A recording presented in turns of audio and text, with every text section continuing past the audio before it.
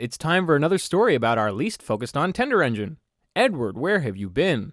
Well, we did hear from him in Don't Tell Thomas, but that was it. The only other time a story was about him, most recently, was Edward's brass band of Season 7. Here, though, we see him doing his usual tasks. He often works as a back engine. But Edward is old and not as strong as the other engines, so sometimes Edward feels left out.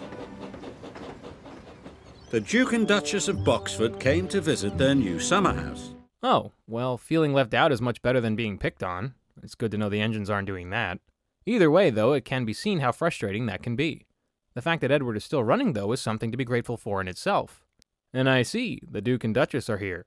Maybe Henry will take them in his coaches since he obviously didn't get his wish granted. No, the engine taking them to their summer house was Spencerino.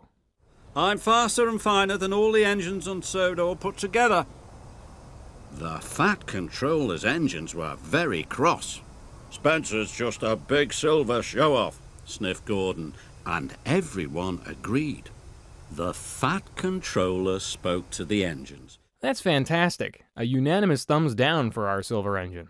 Of course, that didn't matter to Top Hat.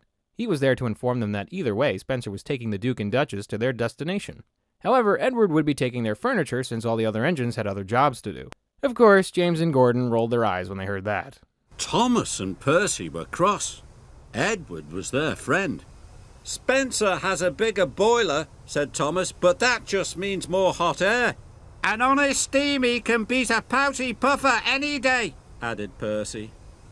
Edward set off, slow and steady. Dang, Percy and Thomas talking smack about Spencer. The dislike for this guy is really high up there.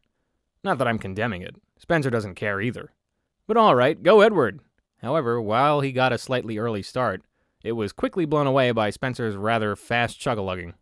He huffed and he puffed and was soon at the top. He could see Spencer in the distance and set chase at once. Edward raced down the hill. Spencer stopped at Wellsworth Station. Oh, so it doesn't seem like Edward's doing that bad. I mean, yeah, Spencer goes pretty fast, but he's also making stops along the way. And it's not like Edward is so far behind he hasn't even caught up to him once yet. Of course, again, once Edward got a little more ahead of Spencer, it didn't last very long. He roared past Edward. Fastest and best, he chirruped. Edward was nearly out of puff. The furniture felt heavier than ever. Especially with Spencer gloating about his speed all the time, yeah, I could see how that load felt even heavier than usual. But again, the Boxford couple wanted to stop. This allowed Edward to start gaining once more, which Gordon even got the chance to witness. Edward is a waste of steam, he sniffed. But when Gordon passed Edward and saw how hard he was trying, he felt bad about what he had said. Well done, Edward, he called. You are a credit to the railway. Edward was so happy his boiler tingled. That's awesome. And Gordon should know better, considering he has seen Edward beat the odds before. I'm just glad his opinion made a 180-degree turn. Edward needed that kind of boost in morale. It actually helped a lot. Since Spencer felt there'd be no way he'd lose, he fell asleep. Spencer was dreaming of victory, and he didn't hear Edward puffing past him. Spencer's driver rang the bell again. When Spencer finally opened his eyes, he could see Edward heading towards the summer house. Ah, serves you right, thinking you're so smug. The worst part for him was that not only did he have to go slow because the final stretch of track they were on was old, but also there was only one line to go on. So no matter what, Spencer was not going to pass Edward. Oh well. Right on, Edward. Show him who's boss. I've won, he gasped. I did it. Edward felt like a really useful engine. Hooray! I've won, he cheered loudly.